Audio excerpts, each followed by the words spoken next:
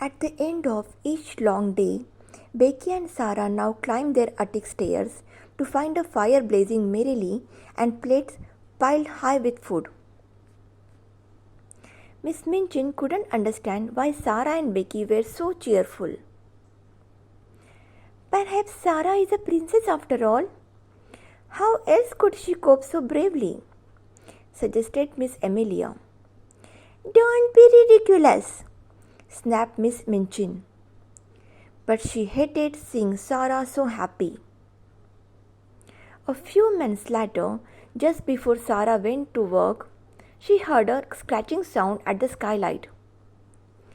It had been snowing all night, and on the snow, crouched near the skylight was a tiny shivering figure. Oh, it's the monkey from the next door, cried Sarah.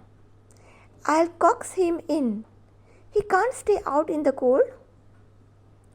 As Sarah was letting in the monkey, Mr. Carrisford was greeting Mr. Phillips in the house next door. He had just returned from Paris.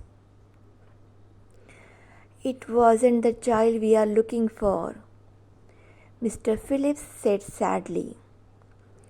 Her name was Emily, and she is much younger than Captain Crew's little girl. Mr. Carrisford sighed. Well then, he said, we must begin our search again at once. Perhaps the magic was at work again, for as he spoke, Ramdas came into the room. Sahib, he said, the girl from the attic has come. She brings back the monkey. Your monkey ran away once again, Sarah explained. Shall I give him to the Lascar? How do you know he is a Lascar? Said Mr. Carrisford, smiling a little. I was born in India, explained Sarah, handing over to the monkey. Mr. Carrisford sat up suddenly. And now? He asked. Now you live next door but not as a pupil?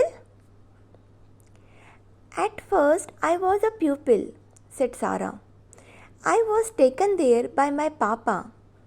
But then he died without any money.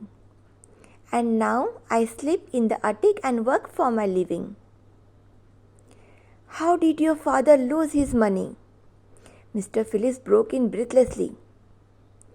He had a friend he was very fond of, who took all his money and ran away, said Sarah quietly.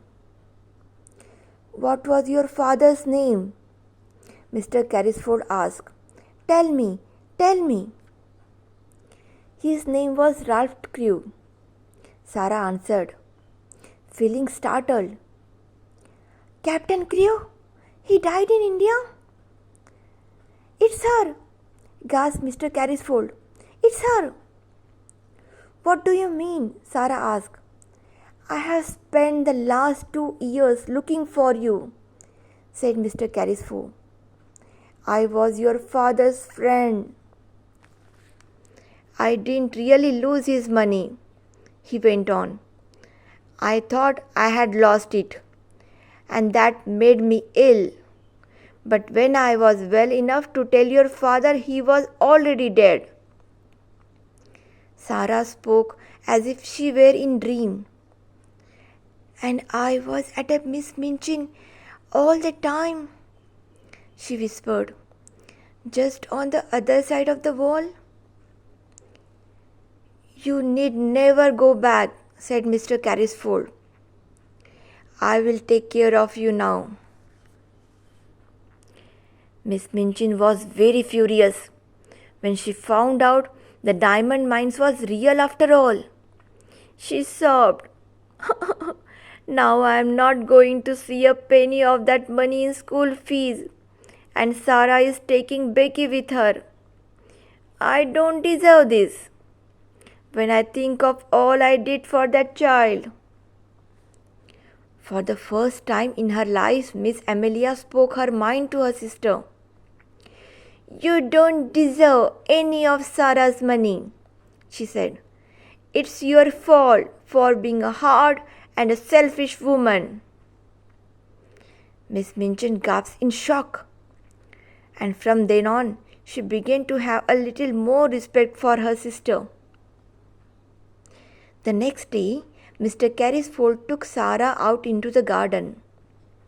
So, Sarah, he said, what are you going to do with your money? I am going to help people, Sarah replied, just like a real princess.